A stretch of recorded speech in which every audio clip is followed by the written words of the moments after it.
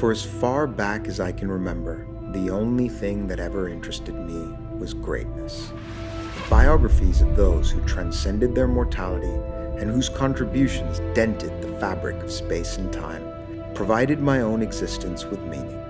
Without exception, the giants of human history had abandoned the typical life plan to evolve a greater human consciousness. Their vision has taken us into the depths of the universe, where we've discovered new worlds, and even deeper into ourselves, finding answers to the most fundamental questions. Their genius has propelled us to build, explore, and connect in ways our ancestors could never have dreamed of. And their courage has enabled us to overcome the harshest conditions on our planet. Thanks to their sacrifices, we are at a time in human history where we are fighting the least, loving the most, and living the longest.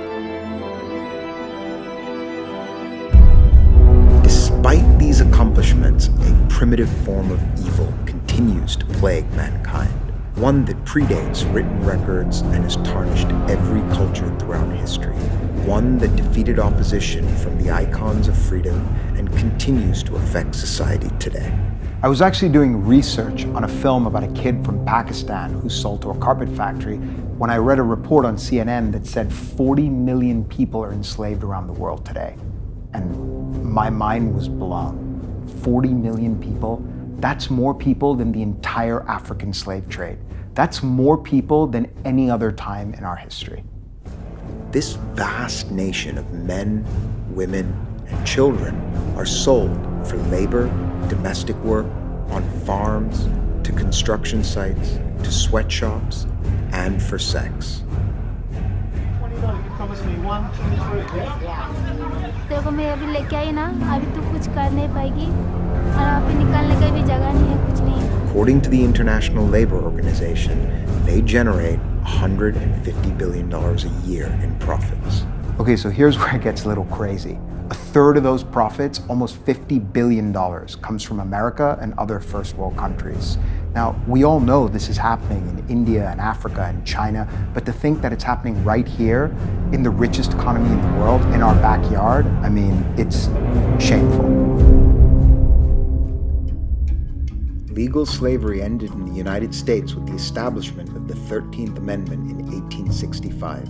Yet there are tens of thousands of people working as slaves in America today, according to the State Department. Most of them are immigrants from Asia and Latin America. The statistics are staggering, and what's even more alarming is that they're getting worse. And these are just the cases being reported. The reality is undoubtedly much harsher. The worst thing about it, you'll get fevers. When you're on the barn, you could get sick just by the smell of it. How much did they end up paying you? $300 a month. $300 a month? Yes. So I just kind of sat there. I just kind of laid there. Because I wanted to see my mom and I wanted to see my dad again. I came across a case in downtown LA where 72 immigrants were held captive for 10 years. Working round the clock, these slaves were forced to sew clothes that had been contracted by big-name retail brands. They slept on tiny mats side by side and were physically abused. The complex where they were held hostage had all the windows and doors boarded up, and armed guards ensured that the workers didn't escape. They were finally freed in 1995 when Immigration and Customs Enforcement agents raided the compound. We want to kill family. I know you where you family, Thailand. Wow. So they That's why actually... everybody's scared. So after all that, and after all the local government reform, and after all the public indignation, 20 years later, not much has changed. It's still happening, and it's actually getting a lot worse. Celebrities and billionaires in our country are fighting for the rights of children in Cambodia, for the eradication of third world debt, and the end to HIV in Africa. And politicians? We have plenty of those. Today, millions of people are living in bondage. And they are enforced to endure a hell.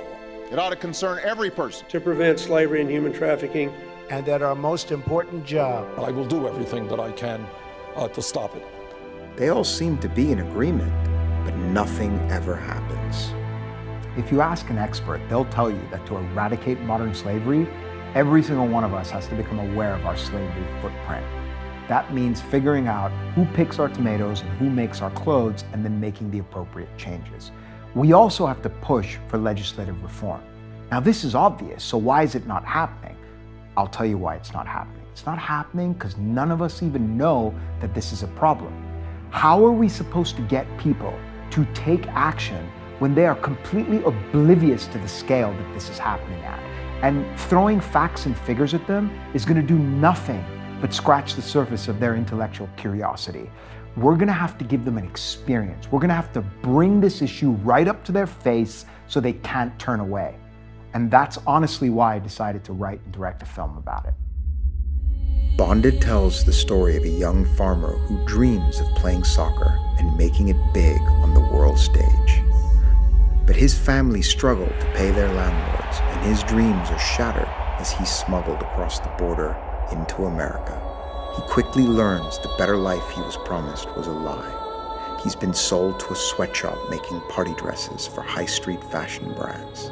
At first, he integrates with the others and adheres to the grueling work conditions dictated by his captors. But soon, after he investigates the disappearance of the girl he loves, he realizes that he'll be trapped in bondage forever.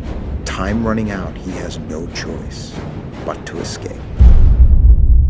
What I love about this film is that it doesn't have any political bias and commentary. It merely shows us, from the point of view of a young boy, the emotional journey a slave takes in America today, from captivity to freedom. I believe it can do more than just entertain and fill seats at the multiplex. It has the power to change hearts and minds and to affect society at large. In 1999, a little film called Rosetta forced Belgian policymakers to pass the Rosetta Law to protect the rights of teenage workers in the country. And I mean, who can forget Morgan Spurlock going 30 rounds with McDonald's and Super Size Me? He got them to ditch their supersize options in favor of healthier choices on the menu. Blackfish ended the controversial Shamu show at SeaWorld after their visitor numbers plummeted, and A Girl in the River forced the Prime Minister of Pakistan to change the laws pertaining to honor killings of women in the country. Even the recent Academy Award winners, Moonlight, Spotlight, and 12 Years a Slave, all brought awareness and action to their respective issues. And I feel Bonded is going to do the same. I've been an executive in the entertainment industry for the past 20 years, and this is by far one of the most emotionally engaging and important stories I've ever read, and one I'm proud to be investing in personally. When I think about the opportunities I've had in my life, I feel very grateful. I've been blessed to work on so many different types of projects so consistently with so many great artists. But the truth is that none of it ever fulfilled me. None of it appealed to my fascination with greatness. And that's not anybody else's fault, it's mine. It's the choices that I made. I guess growing up, I was taught that greatness is this special gift that's bestowed on the lucky few by some divine agency. But the truth is that it's not. It's a journey of 1,000 steps, and it's a journey that every single one of us has the choice to make. And I hope others will join me on this step to igniting the conversation that will finally lead to the abolishment of slavery in our country.